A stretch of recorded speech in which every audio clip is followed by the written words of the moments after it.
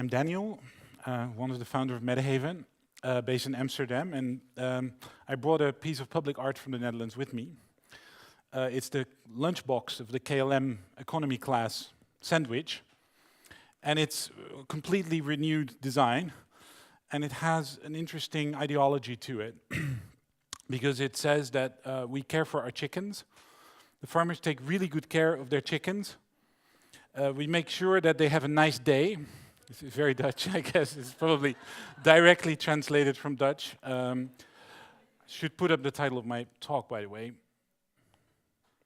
Yeah, which is, we'll get to that. Anyway, so, and then it says transparency is a key feature. You can look at our chickens 24 hours a day by webcam. So this was actually something that was very inspiring for this segment of the day, I guess, because the ideology of transparency is becoming mainstream, right? So this talk is called Esthétique numérique, physique, géopolitique, graphique, which is fancy for can a politically driven progressive graphic design be as science fiction as its politics? So it's basically, I think it's basically a little talk about our search for a kind of science fiction form to go with science fiction politics and the various problems that search is generating. Right, so we've always been interested in this sort of anarcho-libertarian spectrum of the internet, and also the internet is a very strong source for our work in terms of inspiration, but also as a context. And it all started with the kind of thinking about the Principality of Sealand, this platform in the North Sea that was once a kind of attempt to create a sovereign data haven. And this was our website circa 2008, which was directly derived from that platform. So it consisted of 3 windows and an empty center. It was at a time when you could still have these kind of pop-up windows. So actually the whole website was built out of pop-up windows. So that communicates, I guess, an interest in the architecture of data, which we are still very, very interested in. Which has also progressed in dealing with creating several different models or ideas for data centers that we've exhibited in various contexts. So a kind of sort of a space in between the digital and the physical as well.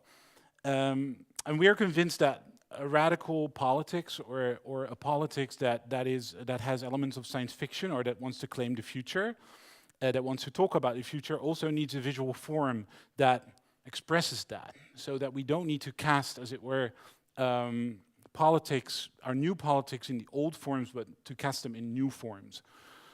One example of that is a project, a multi-year project that we did with WikiLeaks, where we created merchandising for them.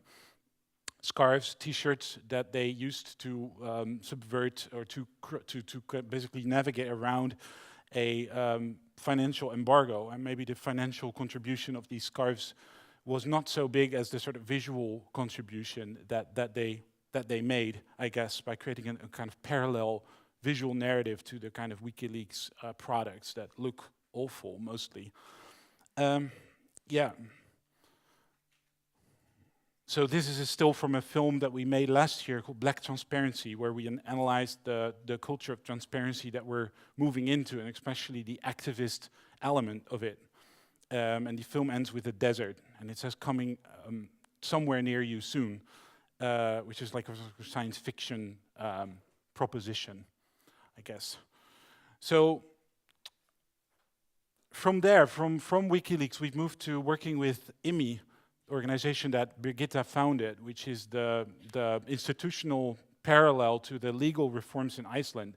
And what we wanted to create with IMI, and this is just actually a sort of proposal for it that never really got executed, was to promote the Icelandic cloud as a hosting environment where you are under all these fantastic new laws that IMI helped create.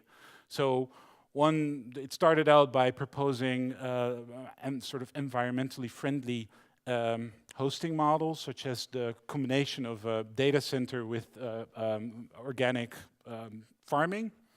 But then it quickly grew into, under the slogan, "Come to Iceland, bring data," into a manner in which infrastructure would speak. So there's all these data cables that are running undersea, and these are basically ads for those undersea data cables. And they all have names like Danis or Faris, or they all basically always a combination of the two countries that they connect. So here's a Danis on the left, and there's Faris on the right.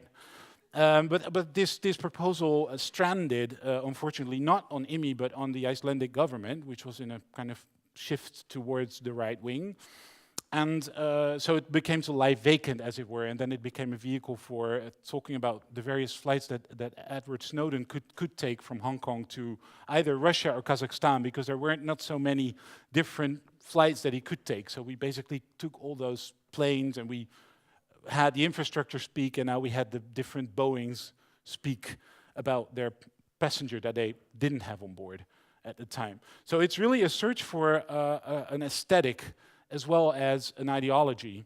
And we think that both belong together. And I also was very intrigued by Nina's talk yesterday, where it says, La beauté est dans la rue, not to speak French all the time. It was just that she had that poster up. You can imagine that there is a kind of social movement, a political movement that also have a very distinct, sort of aesthetic of their own. So I'm just going quickly through all this. This is a video that's still from a video called City Rising, in which models from the Dutch visionary architect Constant, who created this fantastic model city society called New Babylon in the 60s and 70s. These models we filmed, and we put footage of our actual lives behind it, and the voiceover tells a story about love and internet and the stress and suffering that all our social media, WhatsApp and instant messaging bring with us, along with the changes in the structure of labor and the structure of the economy. So that's City Rising. The idea that a new phenomena of the internet, such as Bitcoin, the cryptocurrency that is in a sort of continuous fight with regulators and FBI and all kinds of authorities all over the world. So it's basically in a kind of permanent struggle with the state. Also have a visual culture component, and that is one that we investigated with this project called Nomadic Chess, where we made different garments, wearable garments that were all kind of inspired around these new currencies and these new tools, that are definitely the sort of new glaring future on the sort of crypto-anarchic spectrum, if you want. So you could wear them like this. So this is a person that's all black, but only wearing this thing. And they're sort of halfway between clothing and a kind of general visual statement. But they're wearable, and that's interesting for us. Moving on to our latest collaboration with the musician, composer, and singer Holly Herndon, who we're collaborating with on her new album and on a series of music videos. And her work started quite, it's very sort of innovative techno music, you could say, but it has a kind of political component as well. And her latest, this is a series of animated GIFs that we did with her, and if you hover your mouse over these GIFs, the music would play, sort of kind of musical GIFs, if you will. Her latest single, called Home, is based around the NSA, and similar to Jill Majid, she wrote a sort of love letter to an NSA agent, and in the music video she's basically veiled and covered by a rain of all these NSA logos and icons that we know since Edward Snowden unveiled them to the world. So there is a search for we think that radical thought now comes down to inventing a form of livable science fiction, and we are interested in helping co-thinking the visual forms that science fiction should take for our future. Thanks. I want to ask you a little bit more about transparency, because we've been discussing transparency quite a bit, and yesterday we were looking at different sort of buildings here in town that we were wondering if, the big sort of palaces. The palaces, yeah. So tell me a little bit about your feeling about the word transparency and how it's being used today. We've been working for some time on a new book called Black Transparency, which is the film is one part of that. And I feel that there is a core difference between transparency and transparency advocacy. There's a lot of people that claim that transparency is important, but the actual transparency is something else. And second, there's a really big difference between the involuntary transparency that is brought by whistleblowers versus the regulated, okay transparency that is sort of the self-regulating government. And it's really interesting if you go back into the history of transparency that actually Donald Rumsfeld was one of the co-signers of the U.S. Freedom of Information Act. You know, there's also a crossover between people that believe in a very small state, like conservative believe in a small state and transparency.